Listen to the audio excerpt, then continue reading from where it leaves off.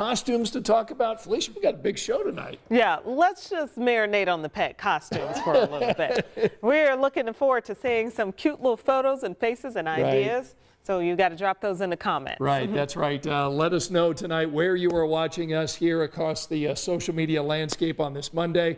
Let us know if you're going to dress your pet up in a costume, because we've got friend of the show, Lauren Kostick, who will be here in a moment to show what Milo is wearing for Halloween. But we begin, as we always do, here at 10 o'clock with the weather.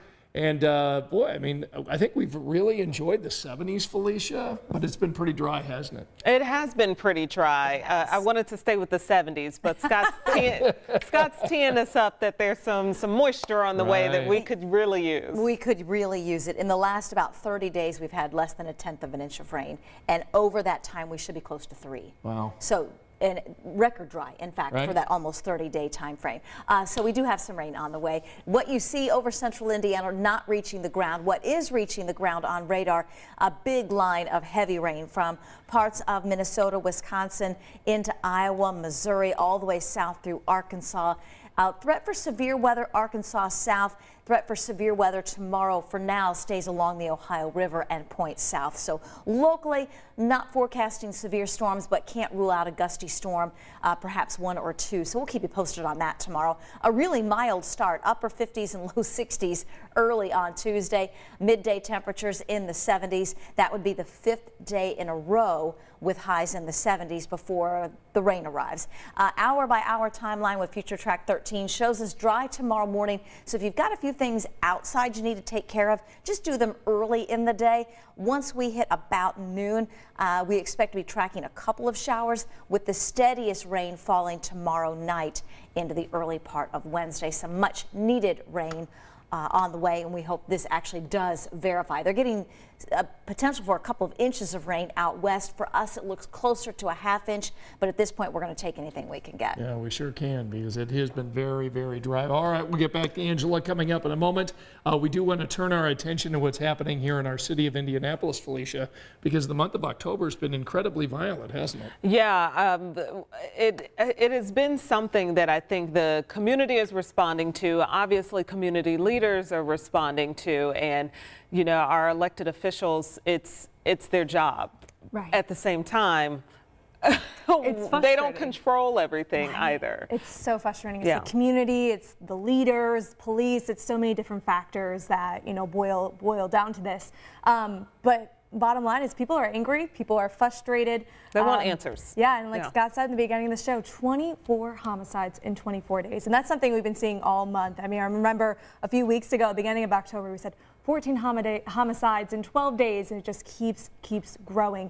So most recently, we had 2 men killed on the north side near 38th and Meridian. Now, that was a double homicide this morning. Police right now don't have any answers. They don't have any arrests that they made. So today we asked the mayor, we said, what is being done? And he said, you know, no, one homicide is always too many, but he said right now we are down 17% compared to last year as far as homicides. So I went to Reverend Charles Harrison with 10 Point Coalition, which is a group that really helps bring down the violence in certain neighborhoods. And he said, you know, what he thought was, even though there's been a decrease, he was like, you know what, it sure doesn't feel like it. And here's a soundbite from him right now. I know we're down from last year's numbers, but it doesn't feel that way out here. For those of us who are out here in the streets and what we hear from the residents, people are as afraid concerning the violence today as they were last year and the year before. And obviously, we're probably going to be 200+ homicides again for the 3rd year in a row. And he says what we really need right now, especially this month, which has been so deadly, is accountability, to have people being held accountable from the city, and also for more people speaking up, which is very true in this most recent double homicide. Like I said, no arrests. Police don't know what exactly happened, and what they need is people speaking up giving them some answers, giving them a piece to the puzzle for those 24 homicides just this month. Yeah. So it's hard. It's frustrating for so many, especially those families. But I don't want to gloss over that last part when you're saying a community that's engaged, that is speaking up, working with police, but also a community that cares too. I just don't want to downplay that side of it. You know, it's very easy to point the finger at police, which a certain level of accountability has to be there. Absolutely. Police and our local officials. At the same time, we need that piece too if we're going to see any kind of progress. Yeah, to feel like you're part of a community, which is key. You know, it depends, you know, making where you live a home and, you know, being proud of that. Yep. And that's what Reverend Harrison said too. He said it takes everyone coming together. It's not just police or city leaders, it's the whole community. Yeah. So let's hope maybe we turn around here, and especially with the last, week and a half of October. Yeah. Yeah. Absolutely. We'll hear more from Lauren coming up tonight with Reverend Harrison. We do want to keep Lauren around here because she's got our final piece of video that you're going to want to see in a moment. But we do want to talk about what happened at the Colts complex today. We walked in this afternoon into the office, and the Colts had the breaking news. Yeah. Matt Ryan is hurt. He's got a grade 2 separated shoulder from the Tennessee game yesterday. But he's out, and the coach, Frank Reich, decided that they're going to go with this backup, Sam Ehlinger. So this is Matt Ryan here. But he's had, I mean, look, he's just had a bad year.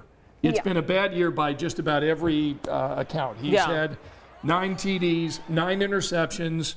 He's had the most sacks. Yeah, It's leading just the league, not I good. think, in sacked interceptions 24 and times, fumbles. fumbled 11 times. His offensive line is not playing very well right now. And the Colts are just not scoring a lot of points. So Frank Reich had this comment for the media today. Let's listen. That we are going to make a significant change to the starting lineup. We are going to elevate Sam to be the starting quarterback. Extremely difficult decision, obviously, given the respect and admiration that we have for Matt Ryan and, you know, what he's done and what he's brought here. All right, so the next game is Sunday afternoon. It's a late game, 4:30 against the Washington Commanders. You know, if you had marked the beginning of this season, you would have said, oh, this one is a game to circle because you'd have Matt Ryan against Carson Wentz, the former quarterback, but Carson Wentz is hurt. Now Matt Ryan is hurt. Now we've got Sam Ehlinger, who has not had an NFL start yet, so he'll be starting Sunday afternoon, and Colts fans will be interested to see how he does. But look, the offensive line's got to play better. Pass catchers have got to do well. And, you know, Sam Ehlinger, maybe because he's a little bit more mobile than a 37-year-old Matt Ryan, maybe he's going to be able to escape some of the pressure that the defenses are having and can avoid being sacked. You know? Well, let's be real here. This is not how they were hoping this season was going to go. This is not the turn that they were expecting to make at all. I mean, Matt Ryan was supposed to be our hope and glory descending couple of years. upon the skies. Descending upon the skies. He was supposed to come down and bless this team. And it's not all obviously on one person. Right. But it's just not the direction that we thought this was going in. So just to remind ourselves how much we have spent on Matt Ryan, 2 years, Thanks, Scott. 2 years, $54 million guaranteed money, $54 million, and then a $7.5 million signing bonus. Look That's at what we I have think you poured should be into- quarterback. You should go That's do what we it. have poured into this quarterback. He's 37, and, you know, look, Colts Nation, there's been a lot of talk since Peyton retired, and then Andrew Luck, you know, abruptly retired. And then we paid him too. And then we have this rent a quarterback for a couple of years, you know. Okay, well, those were hard numbers that you just reminded us of there, Scott. And I just want to know Angela's face. For those people who don't know at home, Angela is our resident NFL analyst here at the station. She breaks it down better than just about And anybody. if they Outside of her hired sports her, Outside day. if they hired her, I mean, it might be a different season. I'm just saying. We would not have had our 2 previous quarterbacks at the minimum if I was in charge. But I'm not in charge. I'm not in charge. Right. And I certainly don't have $54 million, $55 million to pay anybody. Yeah. It's a lot of millions. But I grew up watching Ohio State football. My dad's an Ohio State grad, so I grew up watching football. I love football. Right. So I pay attention. Yeah, Yeah. you do. All right, you're holding back now, Angela. You're holding back. You know. That's not what she says in a commercial Well, break, no. folks. It's okay. You could share as much as you'd like to share tonight, and but I you did do see- note you would have done some things differently. I would have. And I did see on social media, Coach went to him and said, we didn't hold up our end of the bargain. Yeah. I didn't personally hear that sound, but I saw somebody quote the coach saying that. Frank Reich did say, look, we sort of were thinking that we were going to have this running attack. Yeah. And we were going to have this offensive line that was going to protect you. And that hasn't really happened yet. It does not come down to one person. No. We know this. So running attack, where is that? Is that play calling? Well, no, part of it is Jonathan Taylor has, he's not running behind, it seems like, the same offensive line that mows other people down. Sure. And, Jonathan Taylor had an injury. He missed some time, so there's been that issue as well. But it's been a lot of issues. Can I note that he is going through, while essentially, I don't even want to say, well, I'll say being benched. I didn't want to use the word demoted. While being benched, for his injury, that's a lot, and just to deal with psychologically. And so when we come to health and stuff, when it comes to health and just, that's tough for what am I saying, an athlete. Right. No athlete has to go, has to go through this injury and stuff. Nobody wants that. Important to note that a reporter did ask Coach Reich if Matt Ryan didn't have this injury, would they still have made the switch? And he said yes. So even if he didn't have this grade 2 separated shoulder, Frank Reich said today in his news conference that yes, they would have made the switch. This is the Colts are just not a good football team. Well, and you have the numbers, and I believe it's league leading interceptions, league leading fumbles. Right. They're just not scoring enough points in the NFL.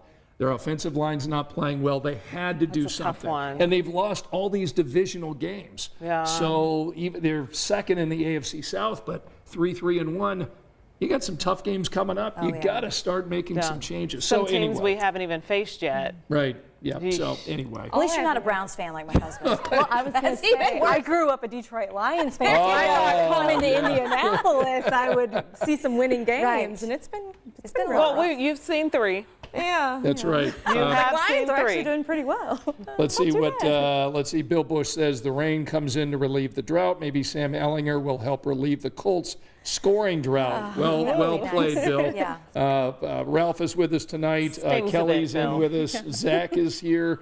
Teresa is with us tonight. Glenn saying Indianapolis Colts need to win on Sunday for sure. Again, they play the Washington Commanders. All right, let's go ahead and wrap our evening together with the best piece of video. Friend of the show, Lauren Kostick, hanging out tonight. She's got one of the cutest dogs we've ever seen. Tell them about Milo. Well, we kept trying to brainstorm what Milo will be for Halloween because my family has a big Halloween party, and we're like, what is Milo Murphy going to be? And so I found this funny costume on Amazon, and we have some video of it. It's a cowboy on top of a dog's back. So when they run, you can see the cowboy. So you can kind of see him here. I tried to get him to run. He doesn't even notice it's on him. So he's just walking around. So cute. And it's so funny. Now, we couldn't put this on Murphy because he kept trying to eat it. Of course. Milo, on the other hand, has no idea. He's just chilling. Doesn't care. That is great. And then Murphy's going to be a security guard. So he just got a normal sweatshirt that says security because otherwise he's too sensitive. He doesn't like all this stuff on him. But Milo, on the other hand, Is hysterical. Milo's a good sport. So I know. Angela, did you find something for your dog yet? Well, so we never could put anything on Chewy. Yeah, Chewy didn't like Chewy did not costumes. like to wear anything. Rosie, on the other hand, Mark has a Browns jersey for Rosie. Oh, that's that cute. Rosie will wear on Sundays. And then I found a pumpkin. But she's an escape artist, so she can get out of her harness, like she'll back out of stuff. She can back out of the Halloween It's costume. like a but I will Houdini try, dog. Yeah, I will try to put her in the pumpkin and snap a picture of We her. just need a picture. Yeah, you That's got all we need. Yeah, about right? you? Love it. What about your dog, Felicia? Oh, no, we don't do costumes. I have a 150-pound Caney Corso, and wow. we don't do costumes. Okay, all right. Be a big costume. We do food and a ball. That works. Food and a ball. That's All right. what he does. So again, just to recap, the rain tomorrow would Yeah. come in when? After lunchtime. So if you need to take care of a few things outside, do them early in the day. Anytime afternoon, there's a chance of a little bit of rain. Heaviest will fall from about 5 p.m. to shortly after midnight. All right, very good. Good to be with all of you, and thank you for joining all of us tonight. We'll see you over in about 45 minutes over on Channel 13. Good night.